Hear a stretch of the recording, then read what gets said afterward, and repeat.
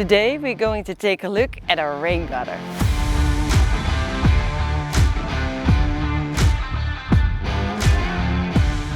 But why do you need a rain gutter? Well, I'll show you. The harder it rains and the bigger your container shelter is, more water will collect on your container. The chance increases water will get into your shelter. With stricter regulations, we're getting more and more requests for rain gutters to keep even more water out of your shelter. The rain gutter can be placed between two shelters or on the side of the shelter. The system is super easy. You clamp the L shape between the base rail and the container clamp. You slide in the rain gutter, you tighten the tarp, and you're done. We hope this way our product fits your needs even better. Would you like anything improved?